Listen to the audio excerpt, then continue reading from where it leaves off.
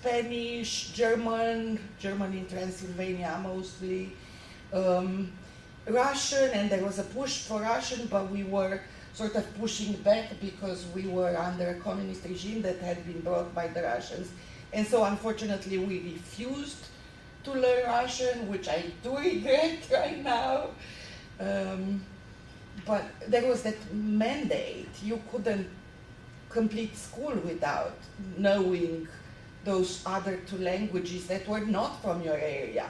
They were international languages, and you had to know them well enough by high school level that you would write, you would compose letters, you would speak impromptu in a presentation, all of those kinds of things.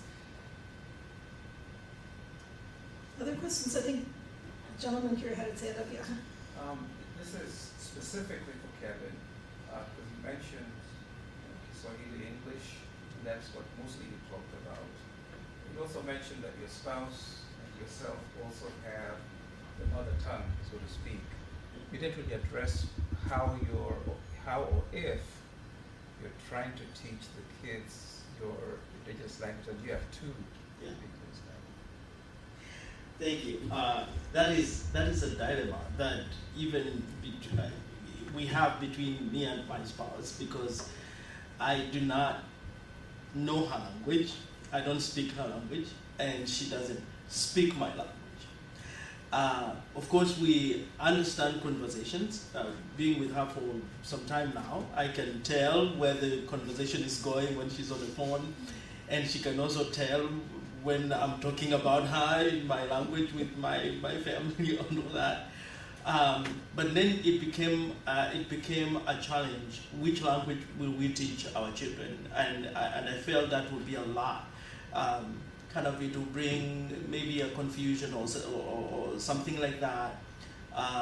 And also because I believe that kids should learn a language within the context, the environment in which that language is used, rather than instructing them and teaching them the language directly.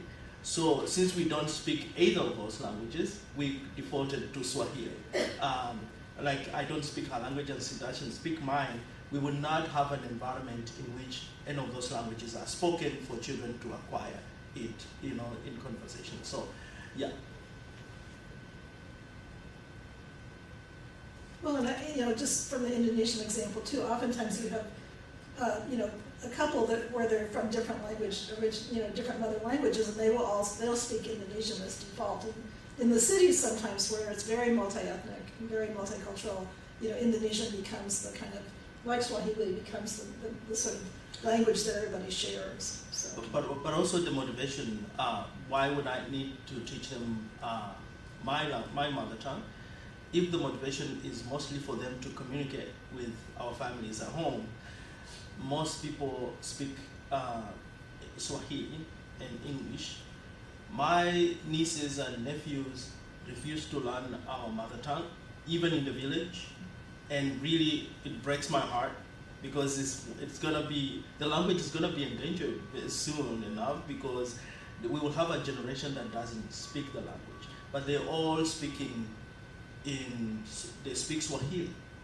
So the closest that my kids will get to communicate with them will be actually learning Swahili rather than our individual mother tongues. Yeah. Anybody else? We've got a couple more, 10 minutes left. Yeah. I was going to ask, although America has many different language speakers, it is very monolingual. It is dominated by English.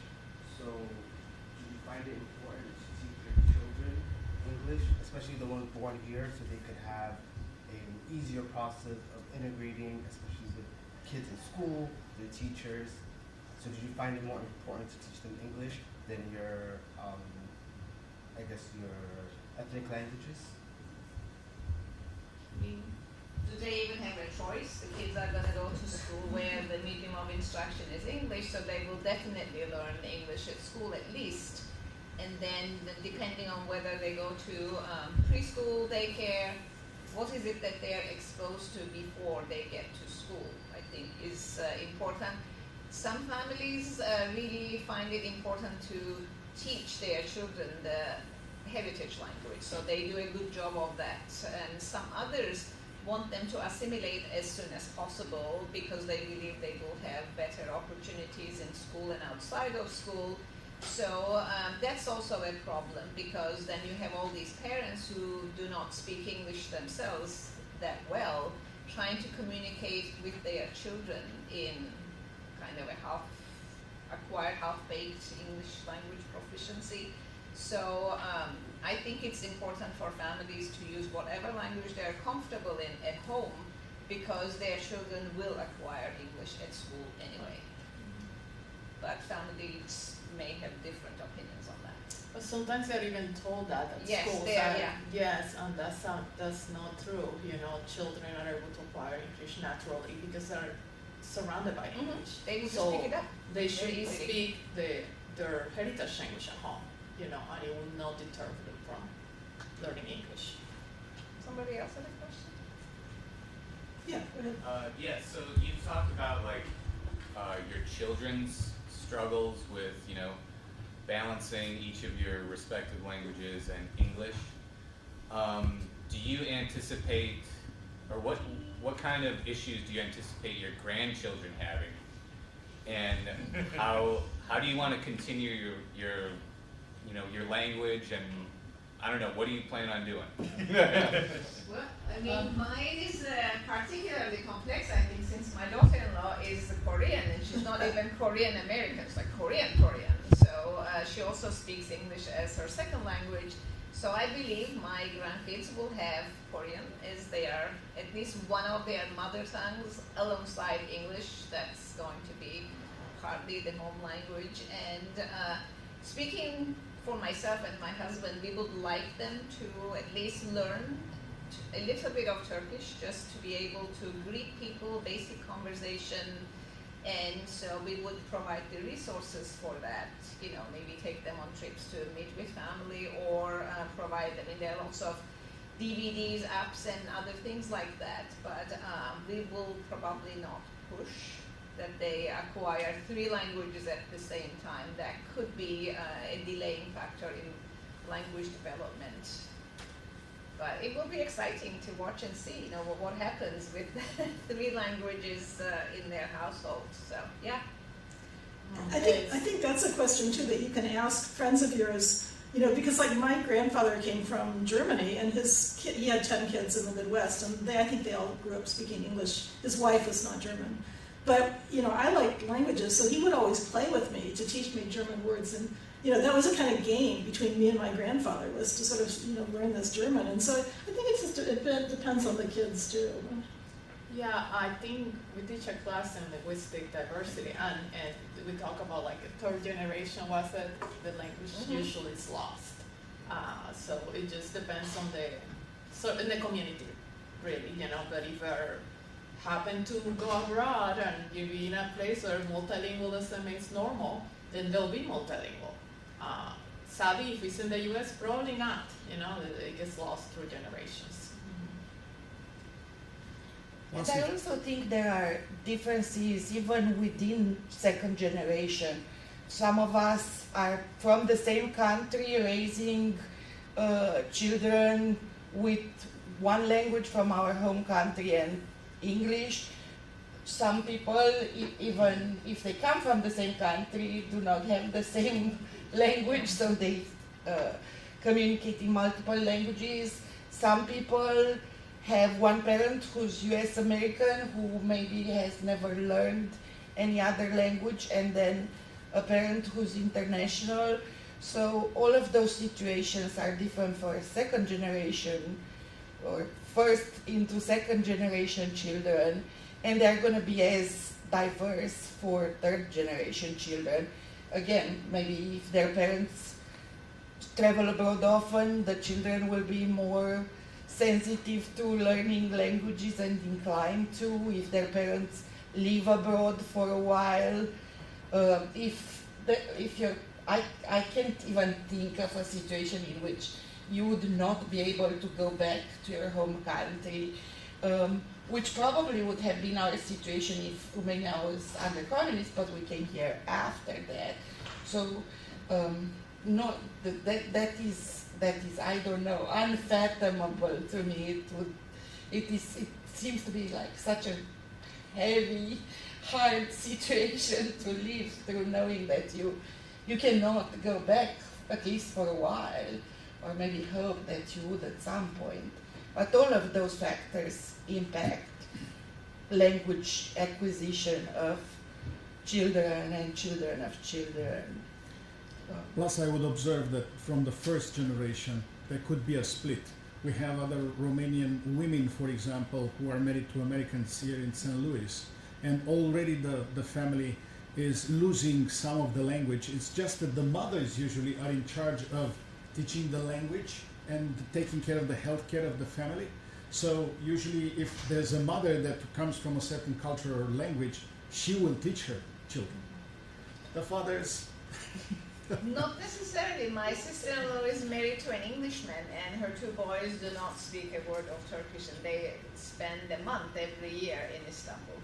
So I think family attitudes also are really key here. Is there a desire within the family to raise bilingual children, or is there not?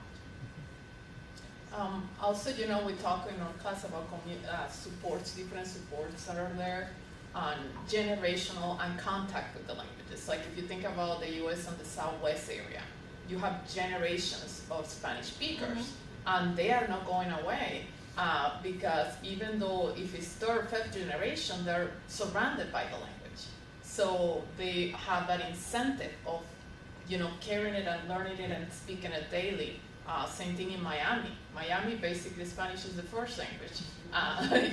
Most people don't even speak English. So that over there, if our children was raised there, they'll probably be bilingual. Even some areas in Chicago, like my sister lives there, her children go to bilingual school. So they're getting 50% Spanish, 50% English every day at school. So it really depends on that interaction with the language, how much interaction you get. Is there community support, if it's educational support, and also family support is the most important. Like if the parents reject using the language, then of course the children are gonna reject them. But if the parents encourage it, and have the support, then it's gonna stay. Oh, yeah, one more? So should we speak about one and one language method, or like occasionally mixing the language while speaking? Is it a big deal? I'm really wondering your experiences. I did one parent, one language because my cousin was not fluent in Spanish. If he would have been fluent in Spanish, it would have been like a Spanish spoken only at home. But we didn't have that. But I would push for the heritage language at home, and then the English they can learn it outside the school and society. That would be my recommendation. I also use with Sophia, the oldest, all the TV was in Spanish. So any Dora the Explorer, it wasn't the English version, it was the Spanish version. It was the Dora speaking in Spanish with a few English words. It was anything that you watch on TV, I had it set up, at that time it was DVDs. All the DVDs are in Spanish, everything that I could do to immerse her in the language. That's a thing that I think worked well. The other problem we had is the kids will see only one way Spanish spoken, like me to them, but they wouldn't see a reply. Like you were saying, they exchange with your first, and that was hard. But they did get to speak with grandparents once a week via Skype at the time. So they could see the exchange, the language spoken both ways. But that's why they're very proficient at commands, because that's mostly what they have heard. But also, it really depends on the background and the linguistic attitudes of parents. For example, we come from Kenya, we speak Swahili as a common language, but of the Swahili-speaking countries, Kenya is a very unique country that, compared, for example, to Tanzania, we tend to speak English more, even in Kenya, than Swahili. There's a large portion of Kenyan population that actually are not, they are not just fluent, but they, because of the multilingual setting, the younger generation, I count myself as part of the younger generations, they tend to speak English or other versions of Swahili than the formal Swahili, right? So in a family like that, my wife just quite recently, actually after being with me for a while, that's when she started actually speaking Swahili more. We would tend to speak English most of the time. So it kind of just, it was natural in the family that children would just be exposed mostly to English and very little Swahili. And unless we have intentionally decided this time we're going to speak to our children in Swahili. Okay, so it's 10:30. That's the formal end of this panel. We hope that you guys will stay. In 15 minutes, we'll have our keynote speaker, Dr. David Harrison, who's going to talk about endangered languages. And then we'll actually come back to the importance of teaching foreign languages in the panel after lunch this afternoon. So you're welcome to come back. If any of you are here as students for extra credit, make sure you sign the extra credit sheet outside. Okay, thank you very much.